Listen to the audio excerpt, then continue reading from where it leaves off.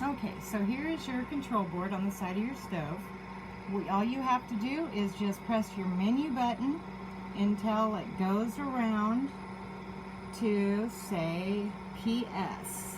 So right there it says PS, and it's in start mode right now. That's why it's flashing back and forth. Then you press enter until you see FU1 or FU2. It should be on 1 if you're having issues. And then you press the plus button and it turns it to FU2, and then you can press enter, and that is set to 45 every 45 minutes. That's what the CL means right there. So that's good. And yes, and it says the version right there of your board. And basically that's pretty much it. And then you should be able just to hit the menu button and to get you back to the main thing, and it's on.